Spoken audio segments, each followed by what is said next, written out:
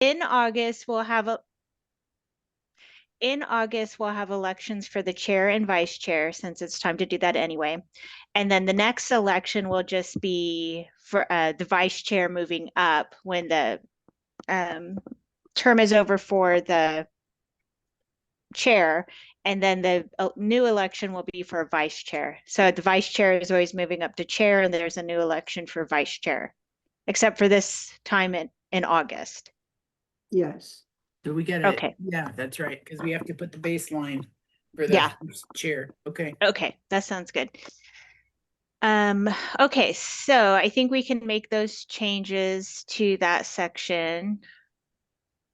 Now, Heidi, I'm sorry, Jenny, correct me if I'm wrong. If for some reason the vice chair can't move up, let's say they move out of town or whatever, then we would have to vote for both positions, I would imagine. So do we have to put that in the bylaws somewhere?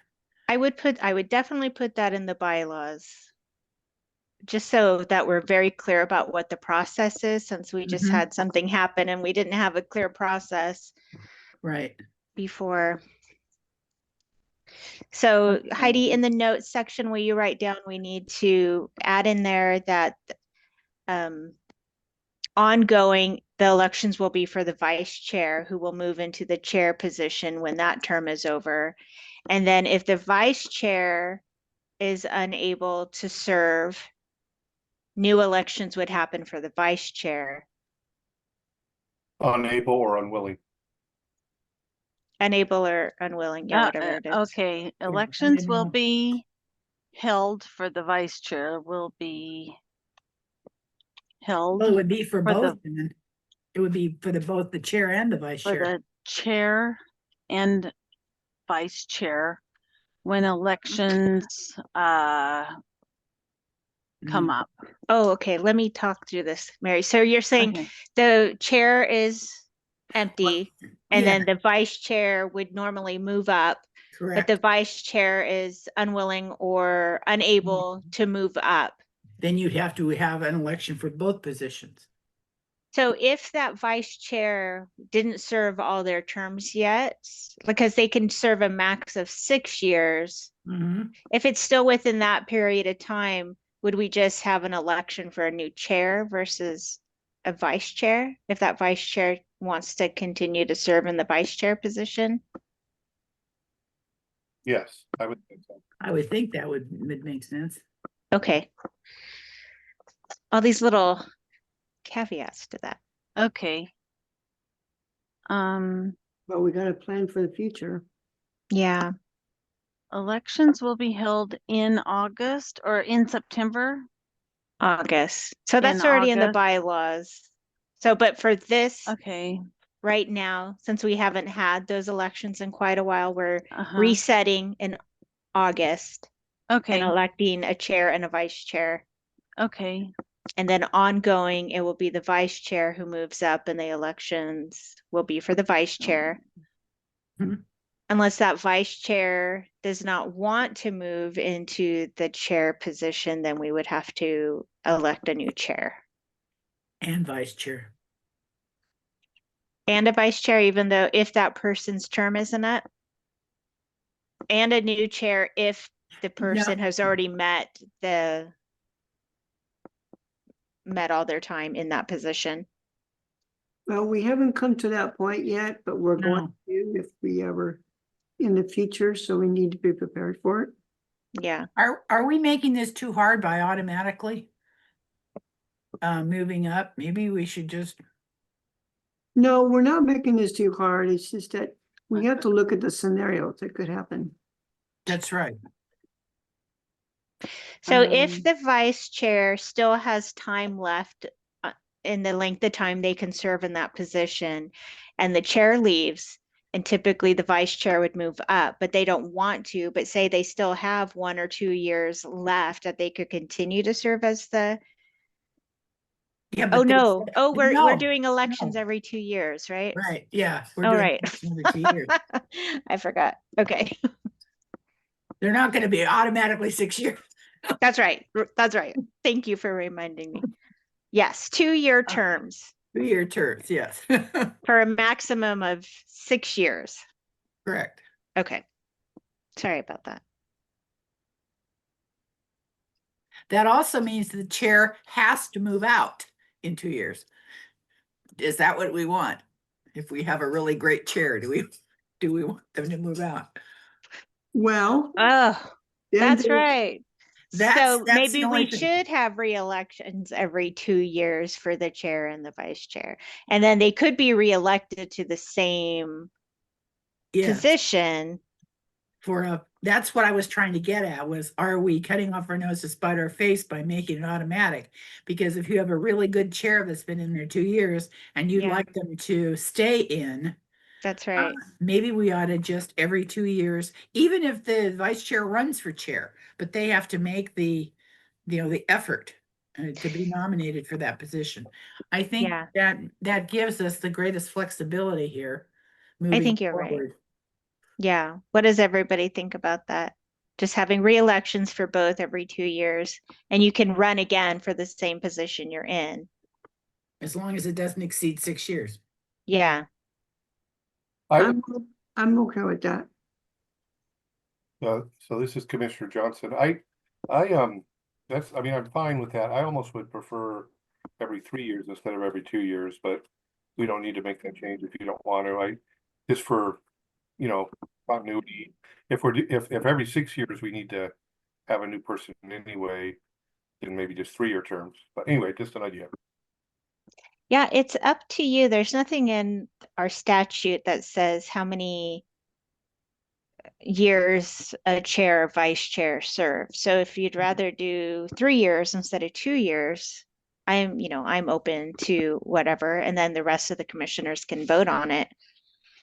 I like 3 years. Okay, Mark likes 3 years. I think that's an awful lot of time for someone to commit. I would have to go with 2. I would have to go with 2. The reason in my thinking for 3 years is preferable in my mind is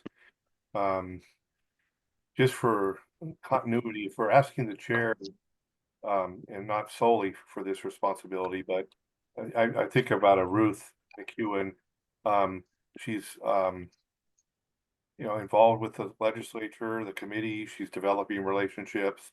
Now she did for many years, but anyway, just another year to give that credibility and a little bit more leverage in the position. Every 2 years, the first year you're kind of learning, well, not the first year, the first period of time, whatever it might be, you're learning the ropes, and I don't know, it isn't that big a deal either way.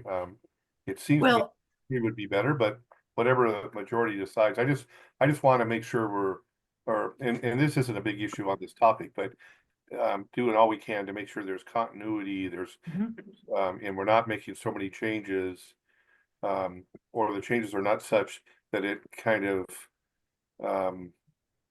makes it hard to always have the same trajectory and so forth, or the same momentum because of the changes in personnel. Yeah, but that chair, if you really like that chair, they can run another term, and so then they'll have 4 years or 6 years. But I think initially, if you're asking somebody to do 3 years, I've always found that people kind of shy away from that, but whatever the group wants. And I have found through experience on big committees, huge at 54 people, that not everybody wants a chair position. Yes, that's true too. And this is 54 people on one committee. Well, and also if you do it 3 years, that kind of, if only a person can only be in that position more than 6 years, you're kind of eliminating maybe some of the people that might want to run. I don't know. I just know that most of the bylaws that I look at, they go for 2 years with the ability to run, 1 or 2 additional times. And I don't know. Do you want to, for today, keep it at 2 years, and then Paul at the commission meeting, if you want to bring it to the group to see if they want to entertain increasing that? Yeah, sure. Again, I'm not, yeah, we're all thinking out loud here and just. as Yeah, we yeah, do it. that's So, right. Say, what about this, or how does this sound? Mhm. So, I'm not getting, again, this isn't a major issue in my mind, but it is something to consider. So yeah, that's fine. Let's keep it 2 years. And then if I feel that we should consider it again, or it'd be appropriate, I'll raise that at the meeting. Okay, thank you. I asked David to join us because there's a section on the DD Mental Health Committee that I thought it would be good to have his insight on, since he works with that group and they've been having discussions about bylaws. So David, do you have time to spend with us? Or do you have another meeting to get to? I am here for all of you. Okay. All right, then let's go to chair and vice chair. Oh, let's see, we already did that. Okay, scroll down, Heidi. So leadership. There you go. Okay, so we did talk about that. That's where it's 6 years in their position. They have to serve at least 1 year and have at least 1 year remaining on their overall term as commissioner.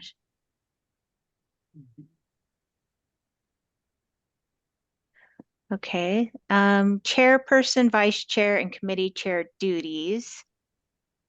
One of the changes here was carry out the duties outlined in the Oregon Constitution and prescribed by the governor and the legislature.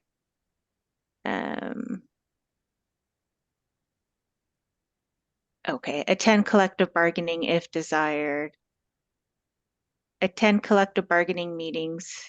Oh, I just read that. Oh, the vice chair. I'm like, why does that sound familiar?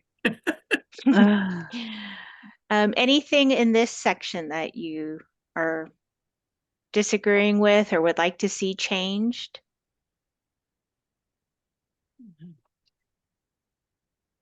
Okay. That's pretty much. Heidi, down to executive director. Yeah. I made a few changes based on Paul's feedback and other feedback that was received in B, delegated authority. So we no longer do take people off of our registry, the registry sunsetting.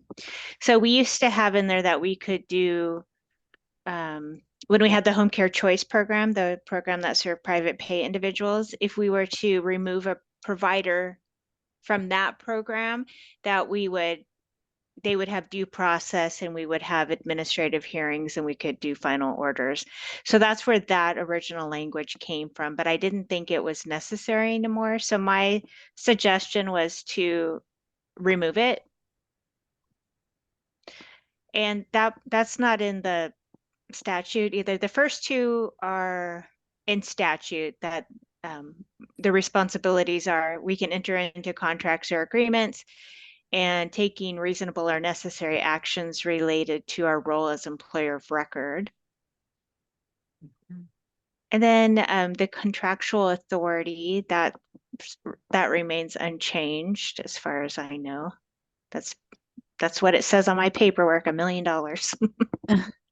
Whoa. How often have you signed one of those, Jenny? Jeez. So you're taking out the blue. Yeah. No, not all the blue, but just the 3 I's. 3 eyes. So that- Making decisions related to a provider's eligibility to provide services under the, and then it says nothing, the period. I didn't know what that meant. Let's see, this includes final order authority regarding provider enrollment, denial or revocation of provider enrollment, and provider sanctions that may include suspension or availability for registry referrals.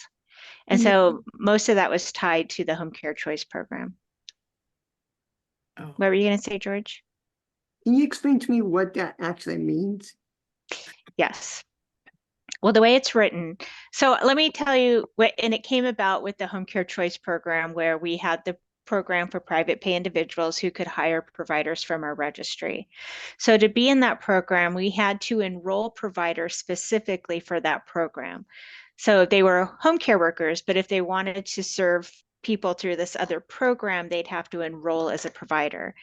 So this gave us the ability, if we said, no, we're denying your application, or no, we're terminating you from this program as a provider, that we would terminate them. They'd have due process where they can ask for an administrative hearing, and then we would, go through that process. But since that program closed, we don't actually enroll providers or terminate providers. That's all done at the program level. So that would be like Paul's team would enroll and terminate providers. Like, so if a home care worker is terminated, that goes through, did I say Matt? I meant Paul. I mean, it is Matt too. Paul's unit to do those administrative hearings. Okay. Okay. Okay, so let's go down to committees.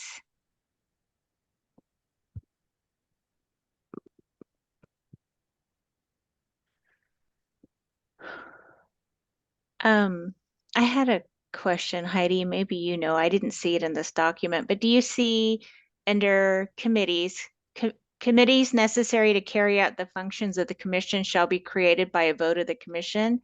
Committees created may be standing committees or ad hoc committees, and then there's that two above committees. I don't know what that's referencing. I couldn't find any of the, Oh, what's that called? Footnote stuff. Does anybody know? I didn't see it in this document at all. I'm finding where we were. I clicked on something and boom. Committees, keep going Executive down. director, yeah. Here Right we there. go. Mm-hmm. So this little two here. Yeah. You might be able to click on the footnote there and it'll go to it if it exists. I clicked on it and it went way up in the document. Uh-oh. So Okay, so that's something we could probably change, is getting rid of the things that don't reference anything anymore. okay. Oh. Why did it do that? Press that blue button. You need to post it. Okay. And then the committee. Yeah. Okay. There, okay. So Paul had made the comment, is a statement needed that describes, I can't read that, Heidi. It's too small. Is a statement needed that describes if a time period should be determined for a standing committee? Paul, what do you mean by that?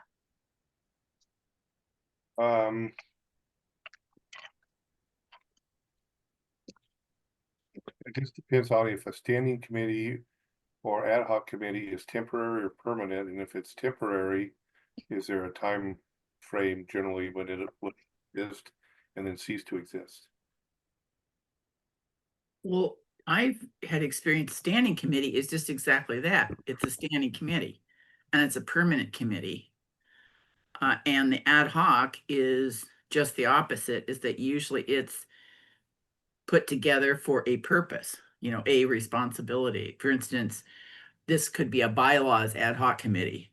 Mm-hmm. And once the bylaws are over, although usually governance is a standing committee, at least on the boards that I've been on now. Yeah, I think it's, I may have meant in my note to put determined for an ad hoc committee instead of standing, but it isn't that important. I just didn't know if it should be some general reference to time frame or longevity of the ad hoc committee, or should be assigned. It probably doesn't need to be added here. I just go through, and if questions pop in my mind, I put it down. So it may not be needed. I think you want your bylaws to be general. And as I said, we don't have any standing committees. Normally they're in the bylaws. Or at least the ones that I've seen. You don't necessarily have to have them there. You can just refer to them as standing committees. But usually an ad hoc committee will be very specific.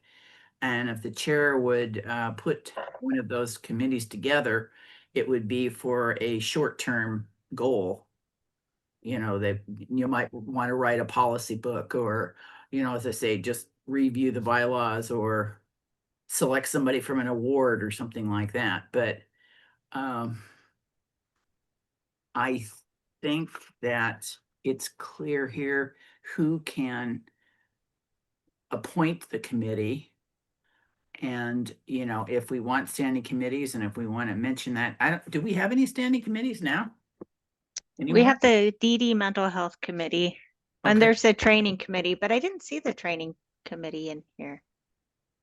And that would be my question. Do we want to indicate which are our standing committees?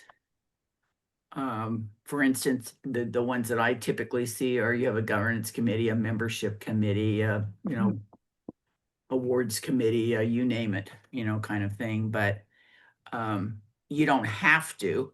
You could have those in policies also. That's true. And I just know that, sorry about that. and just leave the bylaws generic, Mhm. you know, so that you don't have to go back and change them, you know, Yeah, every second time. But I think at least you've talked about, you can do standing committees and you can do ad hoc committees. And sometimes they call ad hoc committees special committees, or special and ad hoc, you know, it's just semantics. But at least if you have it in here, you know that the chair and the committee have the responsibility or the authority to create these standing committees or ad hoc committees.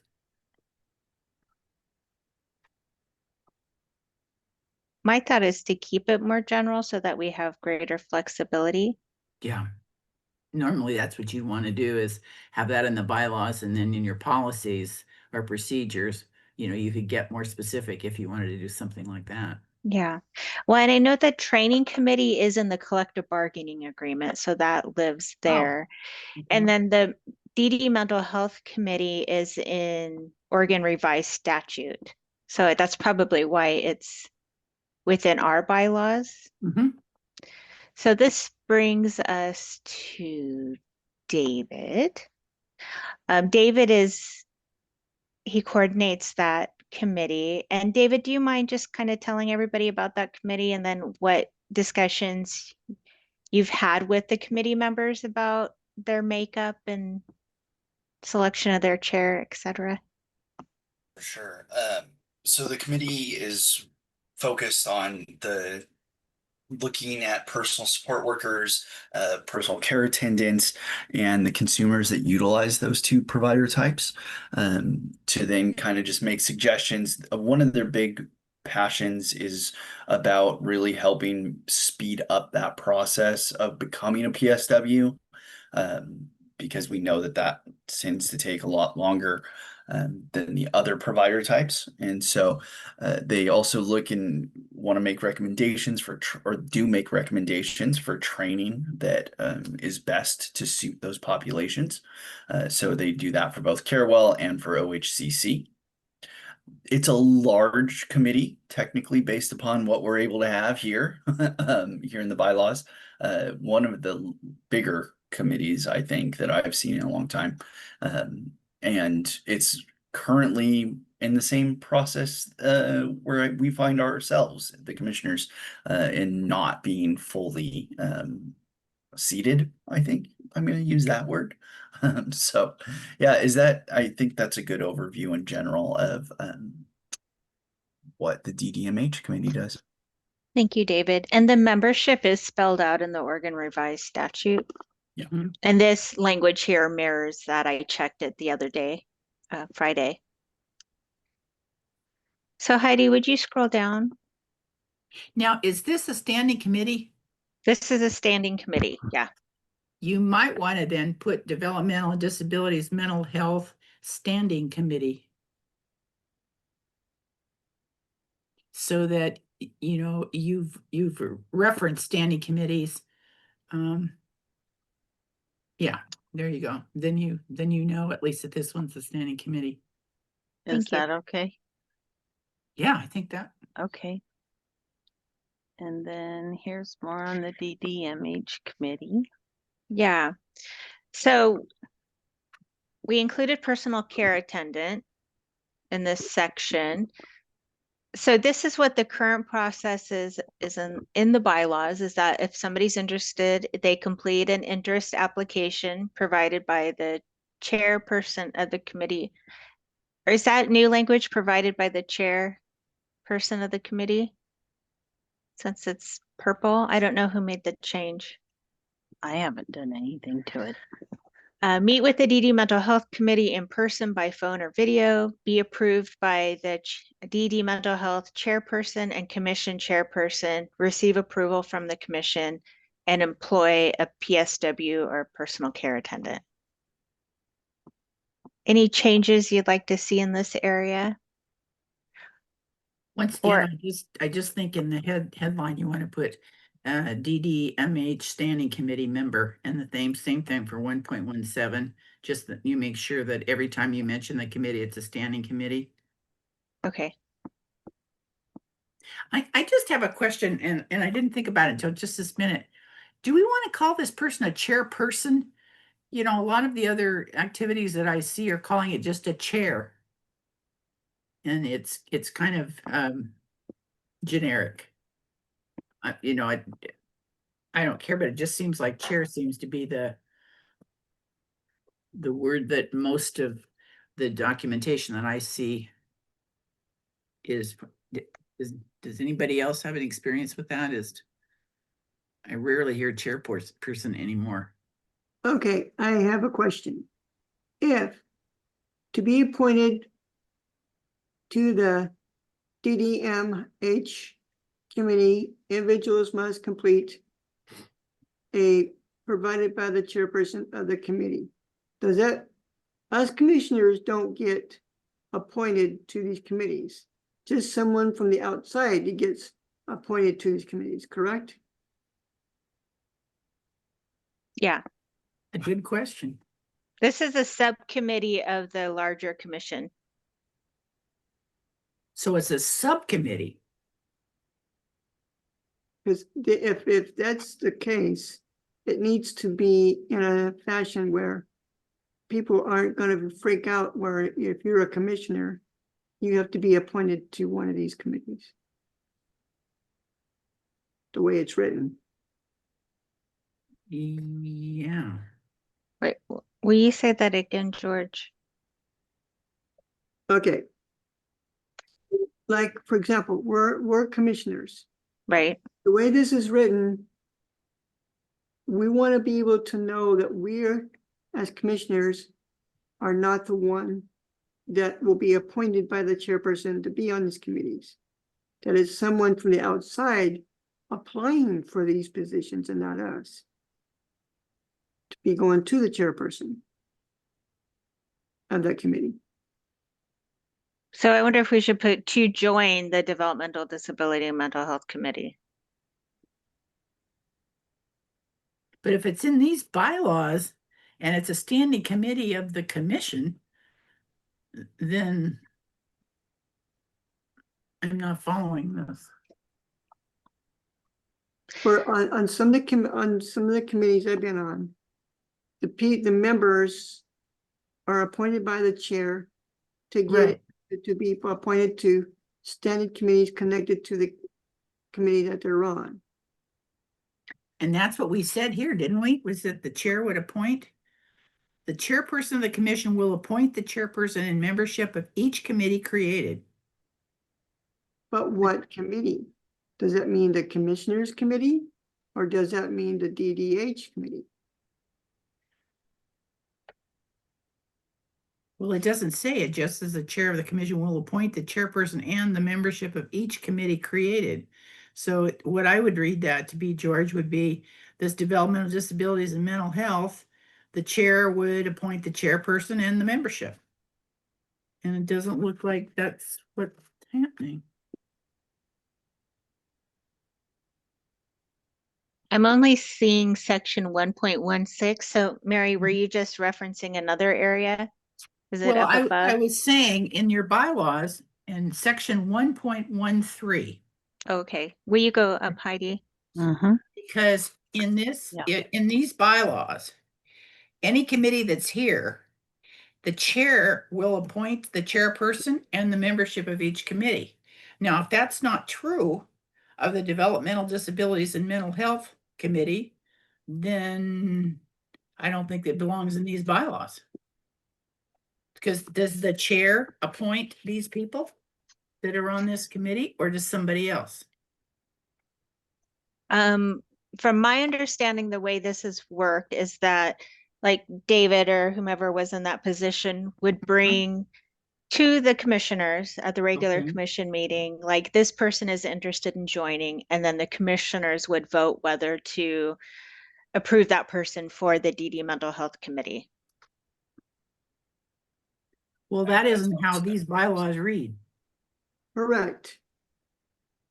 What it's saying is that David then ought to bring these people, he could bring them, I guess, to the chairperson, and the chairperson can present them, but the chair would have to appoint the membership of each committee, and then the chair, excuse me, the chair and the membership. And then I guess it doesn't say it has to be approved by the members either. Correct. So in this bylaws right now, the chair appoints the chair, and the chair of the commission appoints the chairperson of the committee and the membership of the committee without any, involvement with the commission. Do we want so I don't know why this committee is in this bylaws, because that's not how it's working, correct? That's the way I'm seeing it.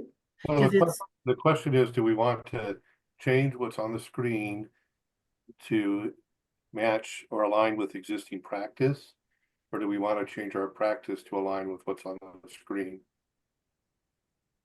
well, I think that if we're saying that the commission chair appoints the chair and the members of each committee, and we said this was a standing committee, then this isn't worded that way. And do we want to change that? So you're saying the process now is David brings some people to the commission to say that they are interested in serving on this committee, correct? Yes, And then the commission votes. right. So something has to change. Either, Mhm. you know what I'm saying? I'd recommend that, Mary, why don't you help us work through some wording here, or others? Okay, I'm comfortable with the process that's just been described, with David bringing nominations to the commission of individuals who serve on this committee, the committee acting upon those nominations. That's all fine, but if we're comfortable with that current practice, it just needs to be clarified here, I think, from what I'm. well, but the problem is then you have to change 1.13, because what you're saying now is the chairperson of the commission appoints the chairperson and all the members of each committee created. If this committee is in these bylaws, that means the chair, David would bring it to the chair.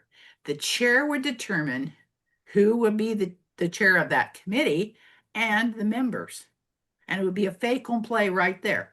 The commission would not vote on anything. Yeah, and I don't think that that's workable. I don't know that that is what we're doing. We could stay with that and just make sure, but it seems to me it would be preferable Mhm. if 1.13 was changed and then the information below was changed to reflect greater commission member involvement in this process. Well, what you could do, that's a good point. What you could do is you say the chairperson of the commission will appoint the chairperson and membership of each committee created, subject to the approval of the commissioners, a vote of the commissioners. It can be that simple. Exactly. you know, that David can come to the chair and say, okay, you know, I got George wants to join this committee and Mary want to join this committee. Oh, this is wonderful. Yes, absolutely. Okay, then they would have to bring it to the board or to the commission, excuse me, for final vote. Mm-hmm. And in order to do that, then you would have to change a little bit to 1.13, but it wouldn't be that big of a deal. All you really have to say is that, you know, that the chair can do this, but it has to be subject to the approval of the vote of the rest of the commissioners. Mm-hmm. And that makes it very simple. And then we can continue somewhat the way we're doing it now, except that David would have to bring it to the chairperson. The chairperson would, you know, do the appointing, but then they'd have to bring it to the next commission meeting and say, okay, I want to nominate George as the chair of this committee and the following members are going to be there. I've already approved this, but now you know, I've already appointed them, but I need your final approval in order to make it official. And I'd be willing to work with some wording on that 1.13 if everybody, you know, concurs with that. Again, I'm fine with that. You just stated kind of a resolution a few moments ago that was pretty Mhm. simple addition to the. Yeah, I mean, you could just, I- yeah, subject to the vote of the commissioners. Yeah, I think subject to the final vote or final approval, you know, whatever you want to say. But anyway, that protects everything here. You know, saying that, okay, yeah, the chair can do that, but it has to be subject to the final approval of the commissioners. So do you want to change vote to approval, subject to the approval of the commissioners? The final approval Yes. of the, Final approval yeah, of the Mhm. of commissioners. the Mhm. commissioners.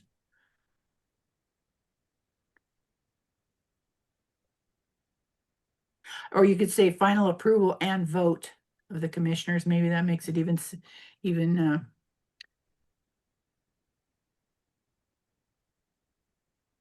Subject to the vote and final approval. final approval and vote, maybe. Of the commissioners.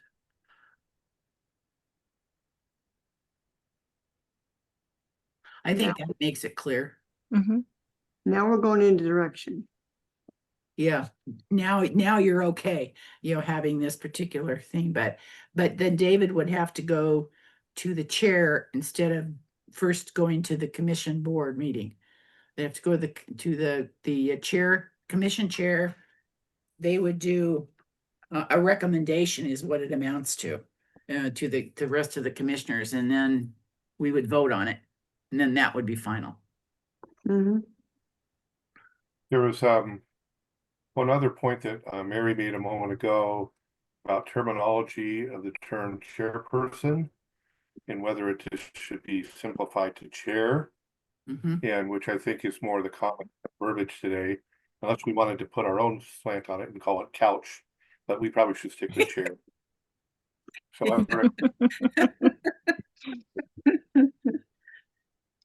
So if you want to do that, Heidi can just do a find and replace in the document and replace all the chairperson with chair and vice chairperson as vice chair. I think that makes sense. Okay, Heidi, will you add a note there to change all the chairperson language, vice chair?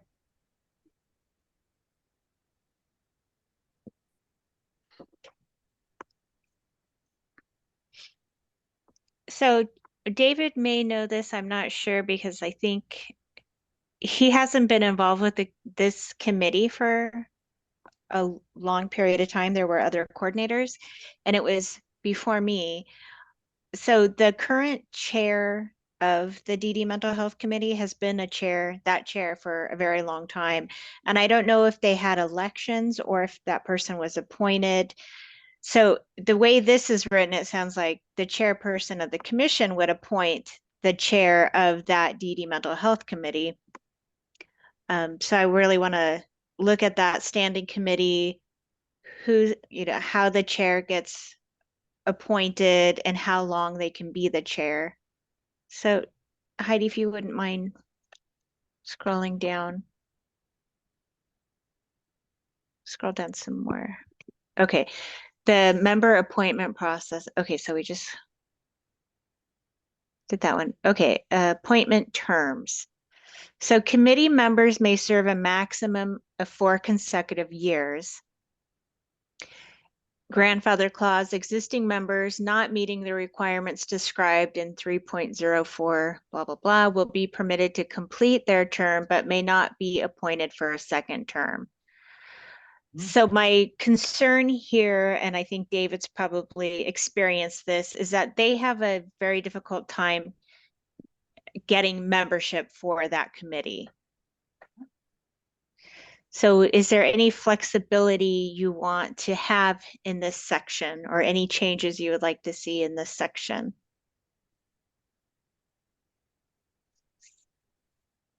That's why, can we go to committee members are appointed to 2-year terms? How about if we go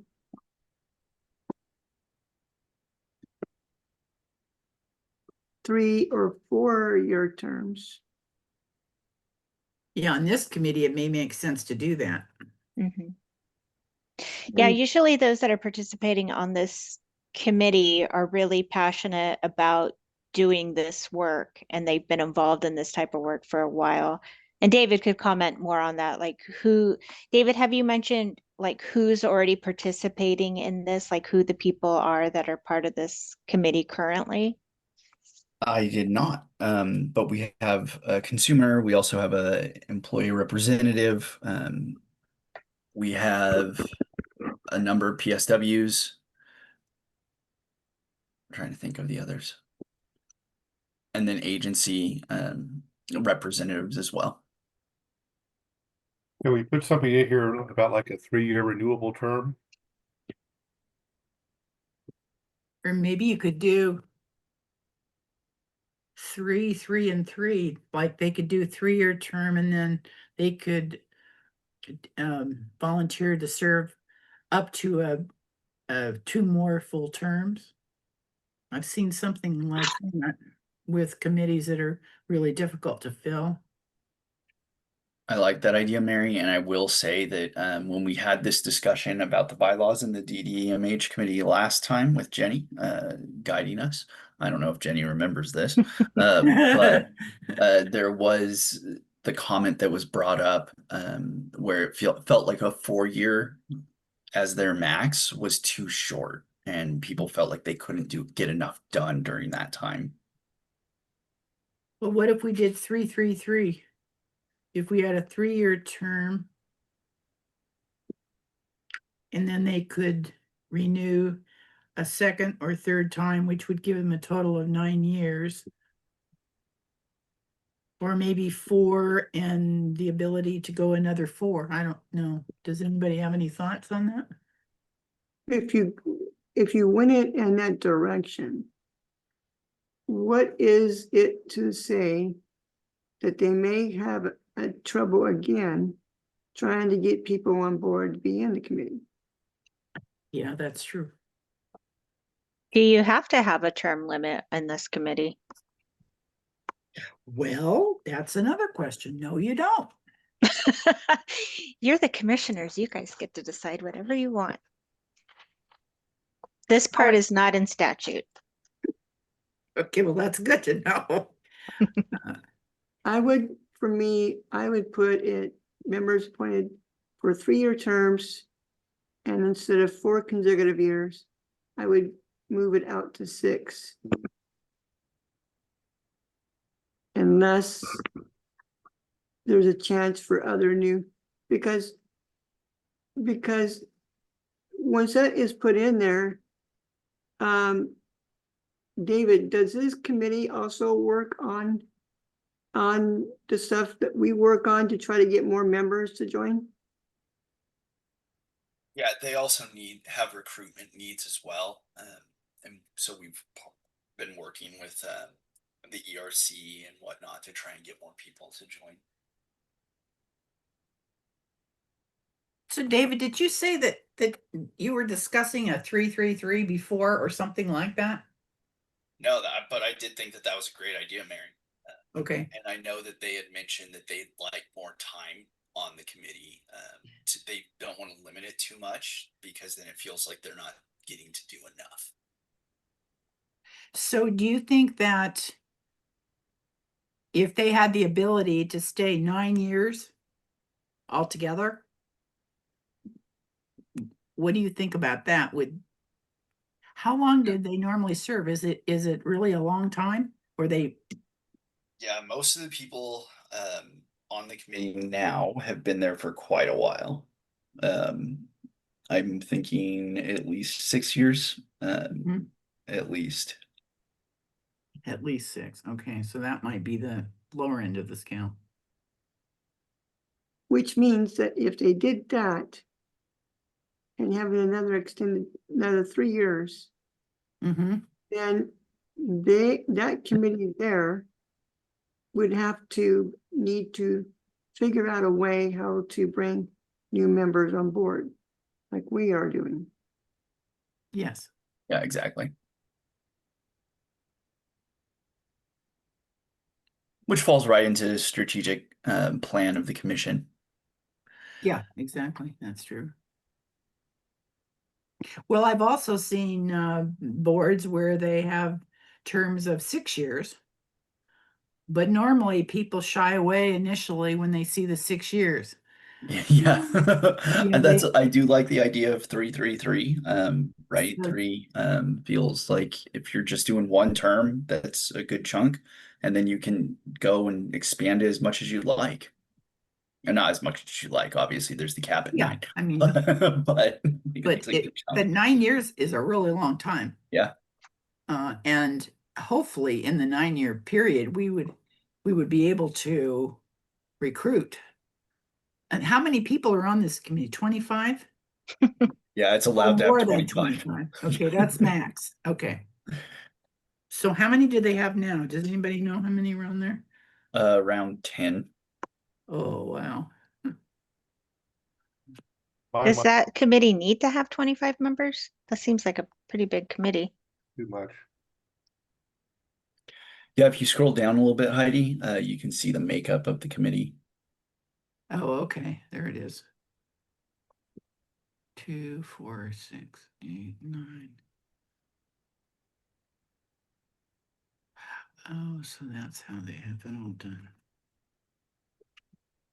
But obviously they haven't filled every one of these, right? Correct. Okay. But It's really lacking on the mental health side of advocacy and consumers and representatives. so, just thinking about that point there, I know that bylaws are more general, as already been stated. But, you know, if we have something down that realistically hasn't ever been fulfilled, or that would have a real hard time sustaining, you know, why don't we? I guess we're trying to include all kinds of different folks in here in different categories, A, B, C, D, et cetera. But it seems to me that it would be more reasonable to try to make this more aligned with practical, with our practice and what's practical today, than to just, I don't know. I mean, because are we ever? I'm not doubting that we can't, but are we ever going to get this number of people from these different backgrounds or needs on the committee? And if not, should we revise this information a little bit so it's more realistic? Anyway, just an idea. You know, You know, That's just good a point. thought. We've had trouble getting representation from ODDS and on our regular commission too. Mm-hmm. So if we can't get it for a regular commission, how are we going to get it for the DDMH committee? Just a thought. Are all, yeah, and I think that's a good point. Are all these, following on with what Paul said too, are all of these people really required, or could we have someone that's familiar with this committee to kind of pare this down? I mean, do we really need two, all the A, B, C, D, E alphabet soup here in order to do your job? on the commission. And, I don't know that much about the committee, but I know that you'd have to have maybe a smaller group, maybe a little ad hoc committee to take a look at this particular section.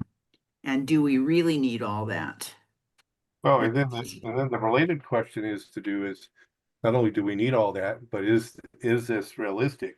Yes. Is Yes. the point two consumer commissioners appointed by the chair of the home care commission? Did Ruth appoint to folk? What about, 4 support workers from SEIU? SEIU was appointing personal support workers. Was this happening? Is it realistic that it could happen? Or do we recommend that, do we want that to happen? Or do we want, it just seems, I mean, this seems like it was good thought, and I'm not saying it was wrong at all at one time, but is it realistic today for us to continue with all of these required individuals or the numbers that are here on the screen? It seems a little bit excessive, and I mean, in my mind, we want the bylaws to reflect practice and practice to reflect the bylaws as much as Yes. possible. We're not always going to do that. There's some ambition and idealism involved in some of these documents, but this seems an area that could be refined a little bit more closely to what our practice is. Oh, I totally agree with you, Paul. This is more directive than the entire commission. The OHCC. I mean, it's just this committee. It just seems incredible that you need all these people. Realistically, I mean, you may need them. It may be nice to have, but I agree with you. I think we should pare it down to what is realistic and what are the people that it takes to actually do the work on this committee. And Well, one thing we could do here, I don't know, I don't want to, Jenny, if you would be in agreement, or others, would be to push this back to David and have him put together a revision instead of us trying to go through all this right now, which we can do if you want. Or maybe you just try to come down with so if it's 25 members right now, as it says up here, maybe try to go to half that membership or some other number, and really go through this and try to make reasonable changes to the numbers that are here or to the groups represented, so that the committee would be 12 or 13 members potentially if it was fully staffed, or whatever number you decide upon. But instead of trying to go through this here, like I would think to myself that some of these individuals, maybe this is a funny statement, may be more important than other individuals in regards to the objectives of what this committee is seeking to do and accomplish its important work. So maybe there would be, maybe for the point F, we would want one personal support worker, again, from SEIU, but in another area, we would want to increase to 3, or I don't know.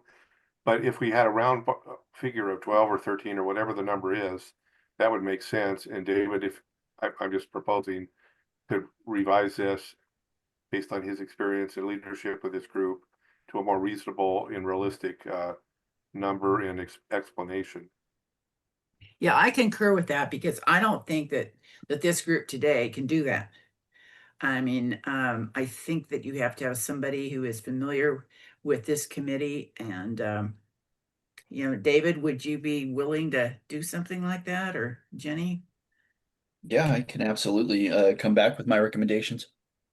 When is the next committee meeting, David? A day in July. A day in July. It's the 30th. The 30th? Yeah, Okay. I think. Let me double check. So that would give us time to get their input and then also to finish these and vote on them. My goal is to be able to vote on these in our meeting in August and then hold the elections. And then David, is there a commissioner on that committee? Marcia. Okay.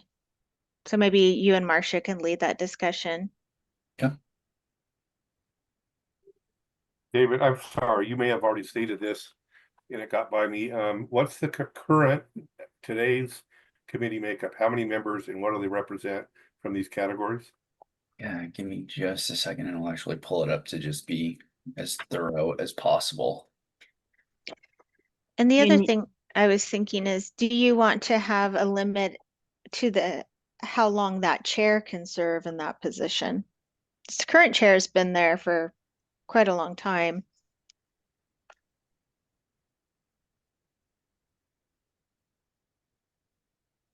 Well, you might also want to keep in mind that if it wasn't for that law that got passed some years ago, that someone was responsible in getting the information, which consumers are afraid to join committees because of services,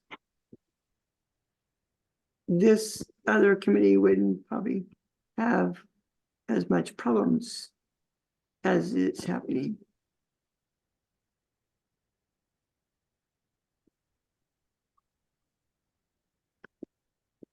Like other state committees and stuff we're having.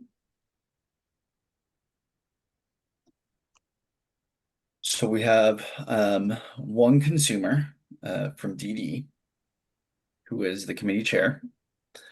We have Marcia as the commissioner. We have a PSW. We have 2 advocates for DD services, a family member of DD services.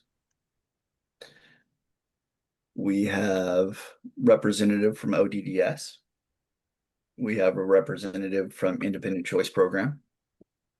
We have a representative from the brokerages. We have a services coordinator for the children's intensive in-home services. And that's it. Those are our people. So we're missing a personal care attendant and somebody from the Community Developmental Disabilities Program. A consumer of MH, advocates of MH, family members as well. And then so we have one personal support worker basically out of 4. Yeah. Mhm. And that's for DD. That doesn't include the personal care attendant for Oregon Health Authority. That is correct, my liege.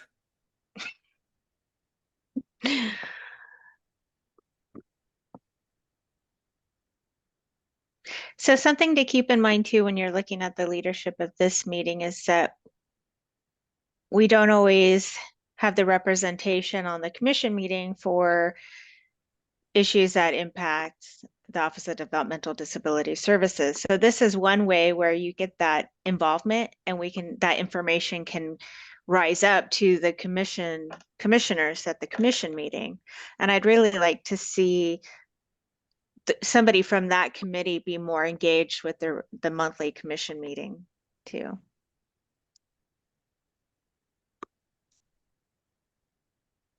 Okay, so David is going to check in with Marcia and that both of them are going to work on this part of the bylaws.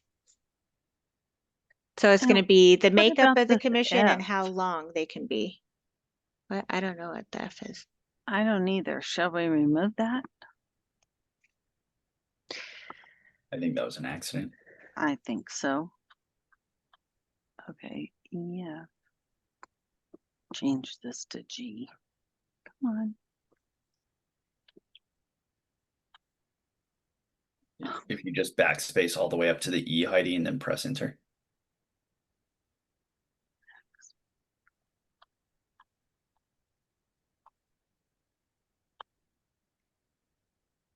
It didn't work. Yeah, Oh what? yeah, F yeah, is yeah, correct. it did. I don't know my ABCs.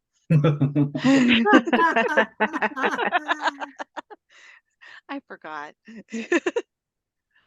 Okay, scroll down, please. Okay. Okay, conflict of interest.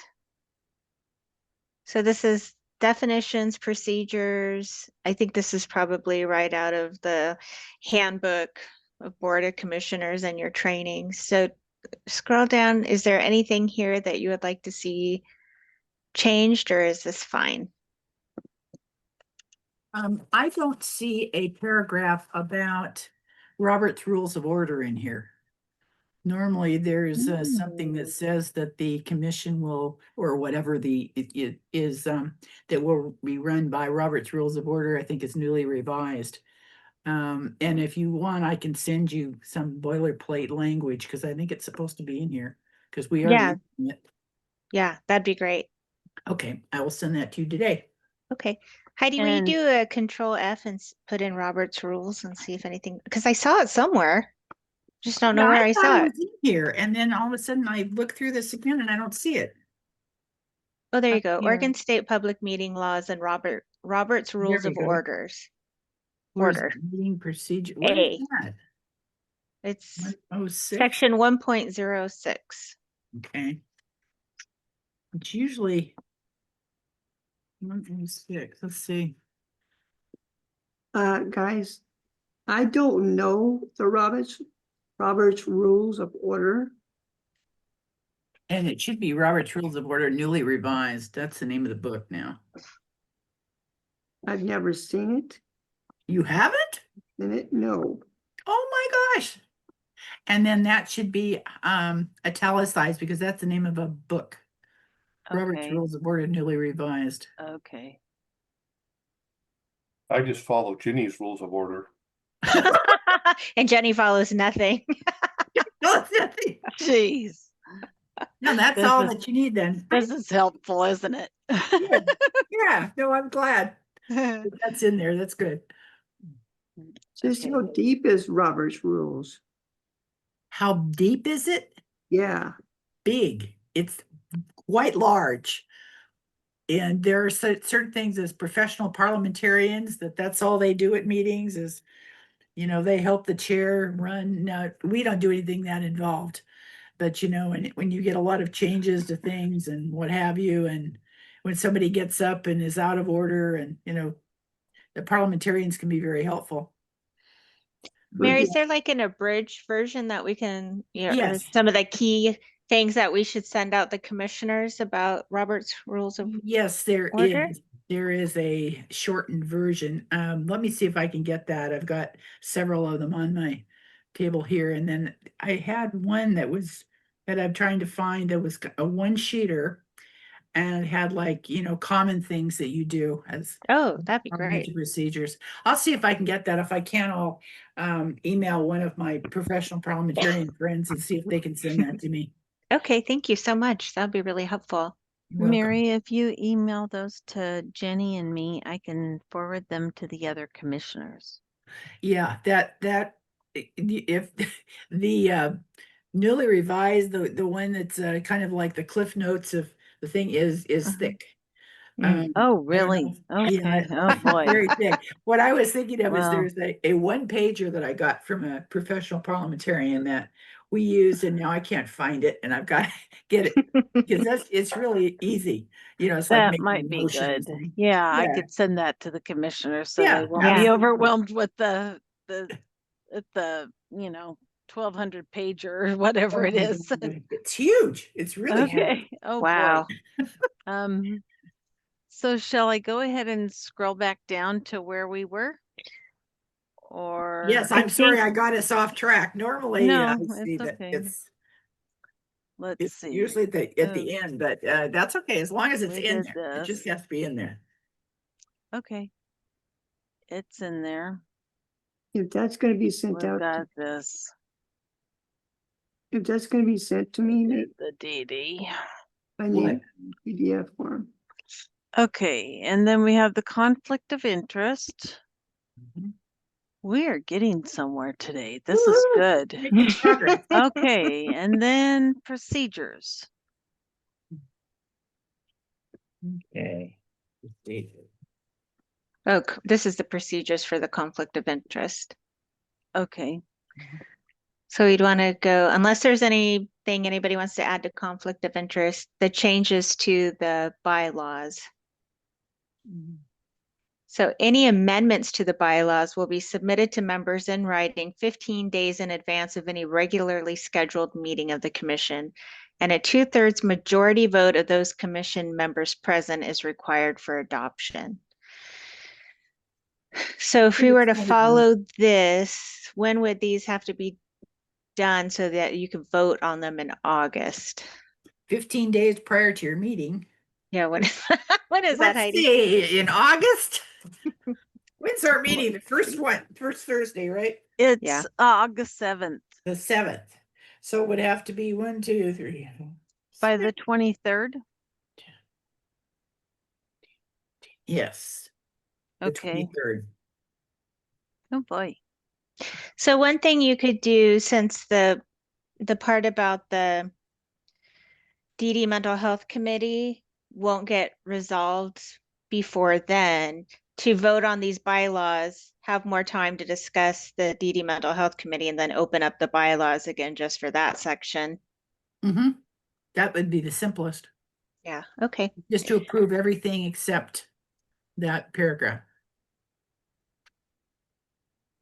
Okay, we scroll down, Okay. Heidi. Yes. Uh-huh.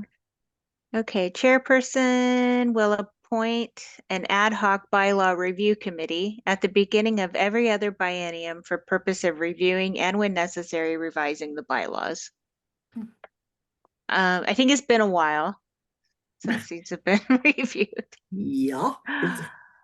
And then I don't know why this is under bylaws, but commissioners should read the commission manual, which includes policies and procedures. I wonder if that should be up above to where the roles and responsibilities of the members should live, where it talks about you'll do your required training. I think this should probably be moved up under the responsibilities. Yeah, because this has absolutely nothing to do with changing bylaws.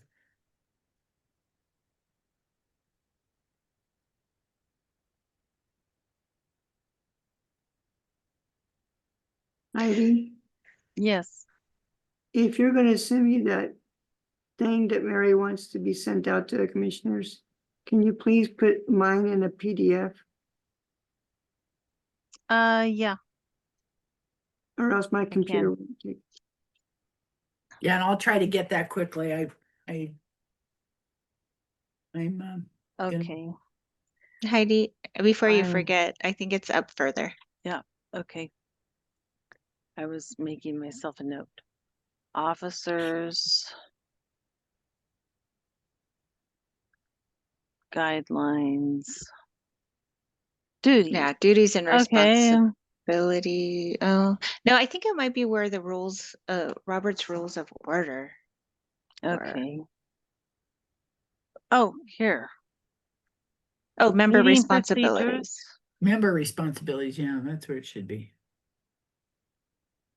So member I would put C. So responsibilities. Oh, official duties, blah, blah, blah. Oh. Oh, no, go back up. Where it says member responsibilities, mm-hmm. there's an A and a B, and then I Yeah. would put C and put the commissioner handbook there. It's right up there in B.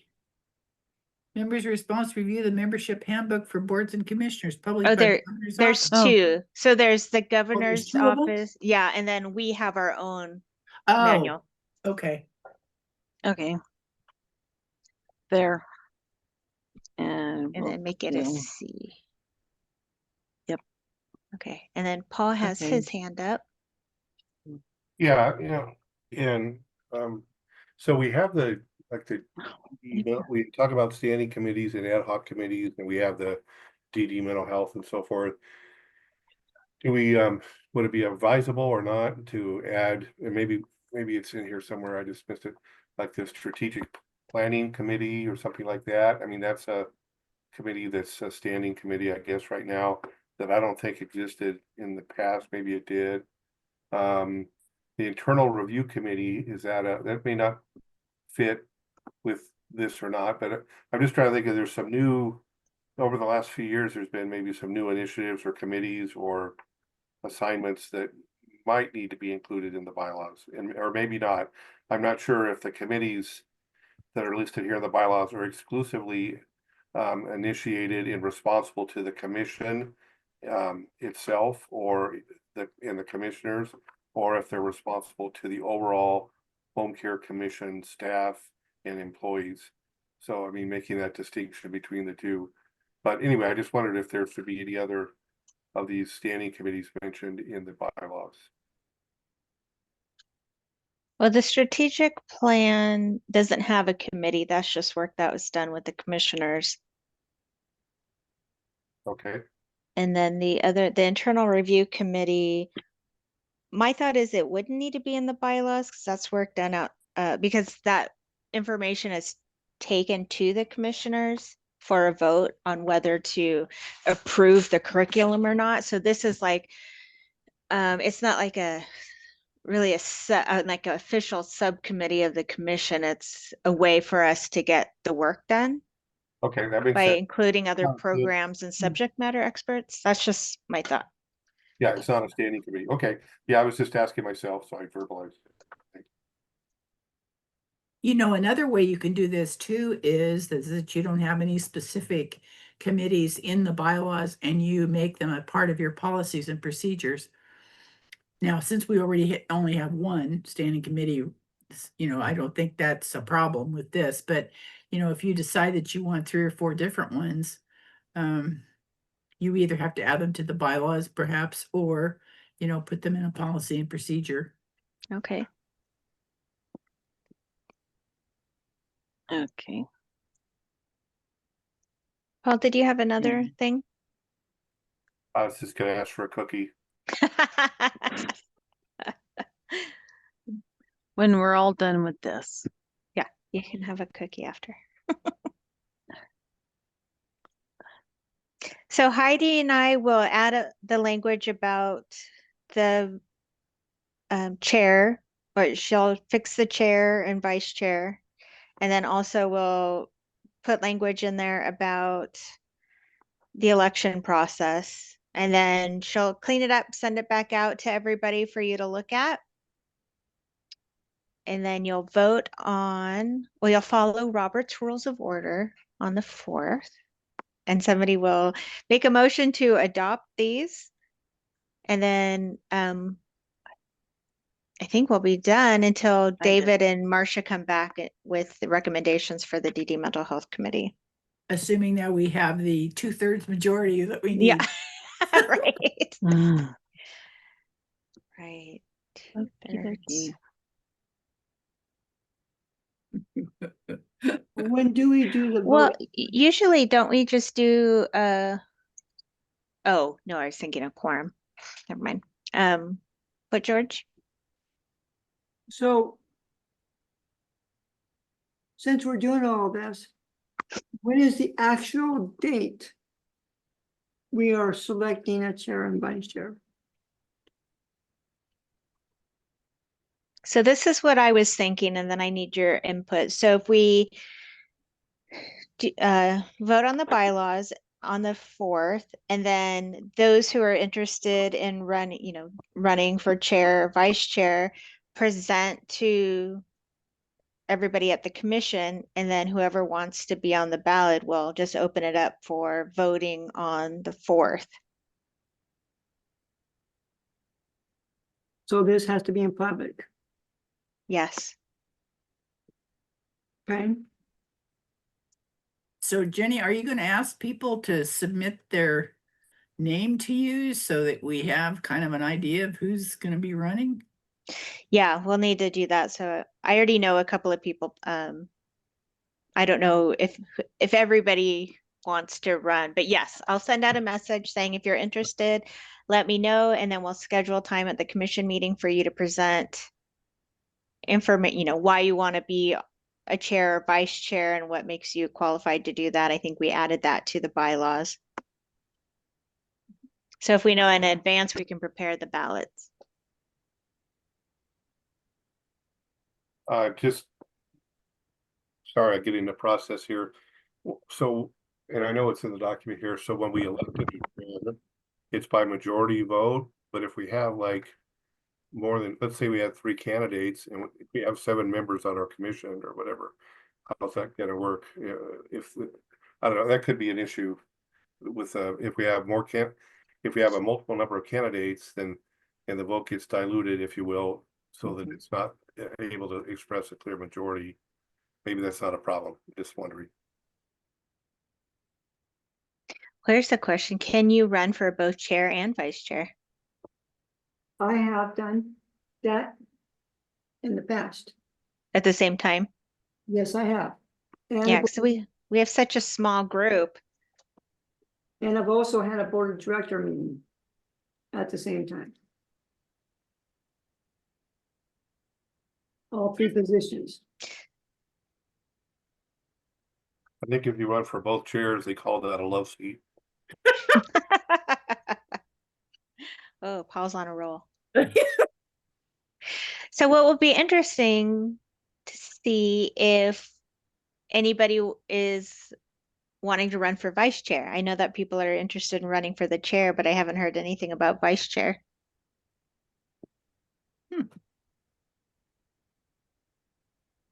So in that circumstance, we may need to determine if we don't have anybody running for chair, the second place chairperson gets to be vice chair. Yeah, that's what I was thinking.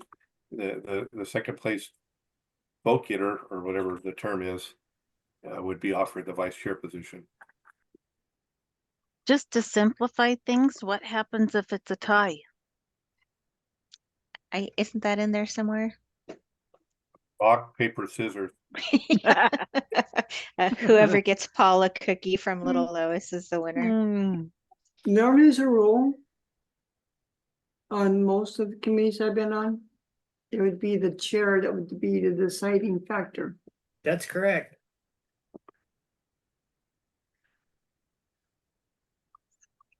If there's always a tie anywhere. Yeah, the chair probably should not vote. And then there would be what, 6 commissioners? So then if there was a tie, then the chair would be the deciding vote. we Well, only and have 6 commissioners. Oh, we only Yeah. have 6? That could be a problem. Yeah, unless you want to wait until after Leslie is confirmed in September. No, we don't want to wait till September, do we? If we don't have to. No, not really. It's only been 7 months.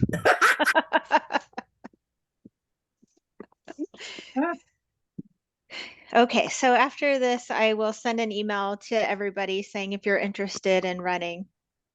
And I'll put some guidelines together, and then so everybody will be prepared on the 4th.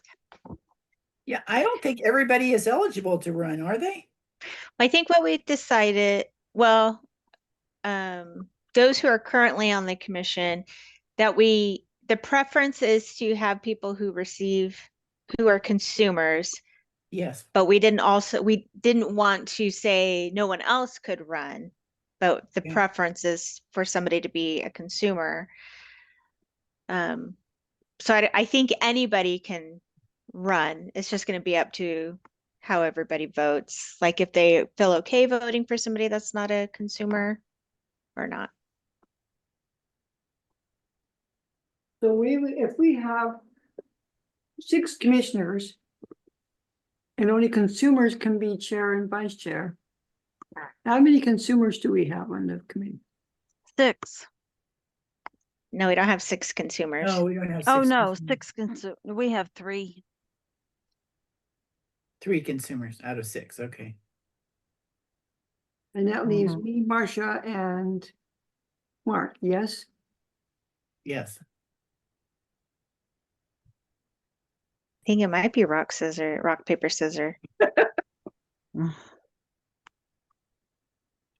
This is gonna be fun. After September, we'd have 4 consumers, but that person wouldn't be eligible to run because she'd have to No, 'cause she be doesn't have a a year. commissioner for a year. Getting it really narrowed down here quickly.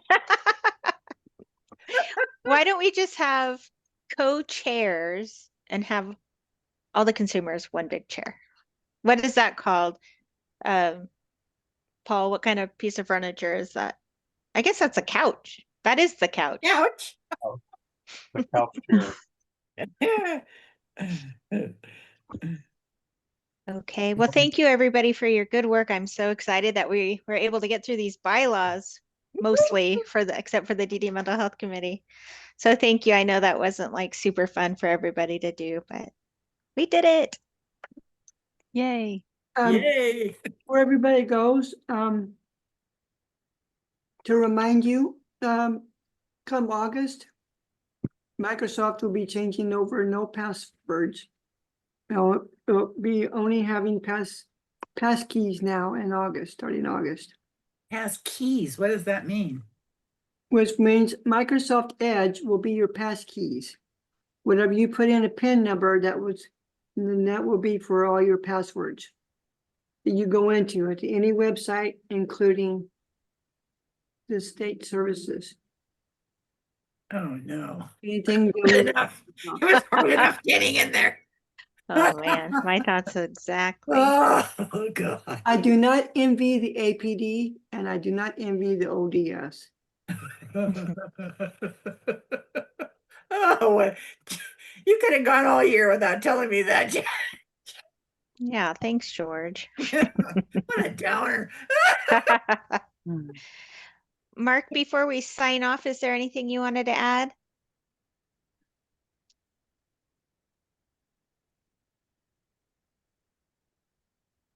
No. I'm Okay. good. I'm good, Okay. thank you. Mark, did you want to tell people your exciting news that you shared with me today?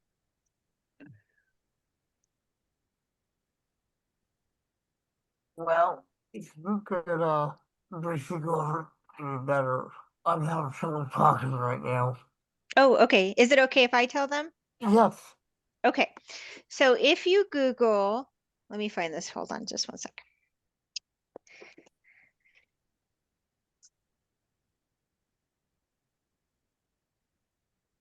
If you type into Google,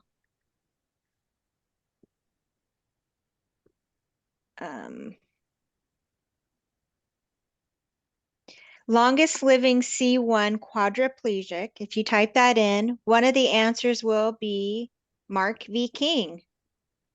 Whoa. Yay. Mark V. Yay. King is another individual mentioned as one of the longest living ventilator dependent C1 quadriplegics in the US. He sustained his injury at 16 from a skiing accident. Oh. All the other forms on there are not ventilator dependent. I'm the only ventilator dependent one. Oh, wow. So all these other people just have quadriplegia, not ventilator dependent. Wow, that's amazing, Mark. That is. I'm very proud of it.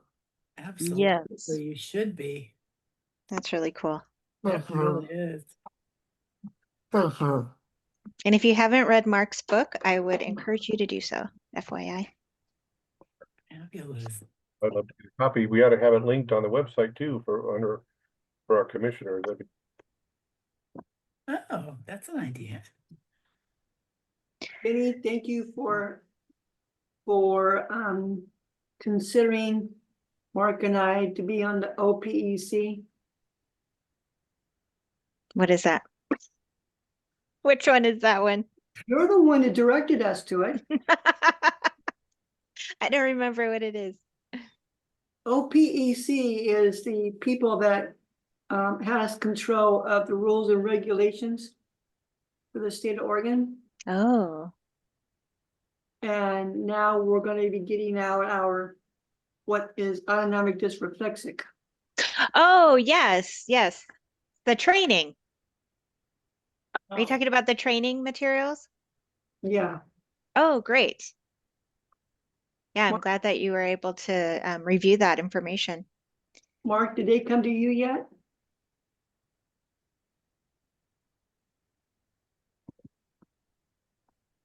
Not yet.